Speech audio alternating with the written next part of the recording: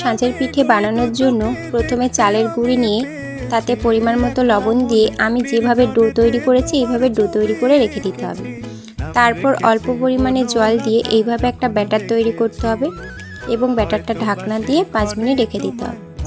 ঢাকনা খোলার পর দেখবেন মোটা ব্যাটারটা নিচে বসে গেছে আর জলটা উপরে উঠে আছে।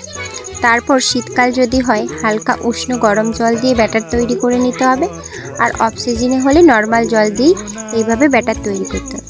ব্যাটারটা যেন বেশি মোটাও না হয় আর বেশি পাতলাও না হয়। তারপর উনুনে ছাঁচটা বসিয়ে দিতে হবে। ছাঁচটা গরম হয়ে গেলেই একটা কাপড়ে তেল নিয়ে বা ব্রাশে তেল নিয়ে তেল ব্রাশ করে নিতে হবে। তারপর চালের গুঁড়ি এইভাবে ব্যাটারটা দিয়ে দিতে হবে অল্প অল্প করে। দেখুন আমি সবগুলোতে এইভাবে দিয়ে দিলাম। এরপর যখনই এই ওপরে ফুটো ফুটো হয়ে উঠবে তখনই ঢাকনা দিয়ে দিতে হবে।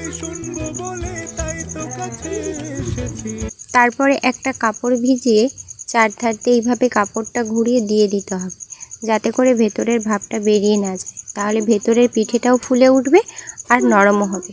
দেখুন এই যে এইভাবে কাপড়টা আমি দিয়ে দিলাম। তো এইভাবে 5 মিনিট ওয়েট করতে হবে। তো মাঝারি আঁচে হবে। তো 5 মিনিট পর ঢাকনাটা খুলে দেখব। তো দেখুন এই যে পিঠেগুলো মাঝখানটা ফুলে ফুলে উঠেছে। এখন একটা একটা করে ছুরির সাহায্যে পিঠেগুলো তুলে নেব। তো এইভাবে তুলে নিলেই পিঠেগুলো রেডি।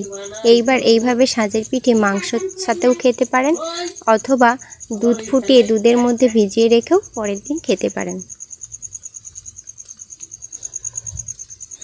তো দেখুন এইভাবে একটা একটা করে আমি সবগুলো তুলে নেব।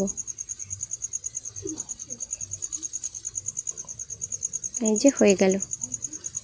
তো দেখুন বন্ধুরা, এই যে পিঠেটা মাঝখানে কতটা ফুলেছে আর নরমও হয়েছে।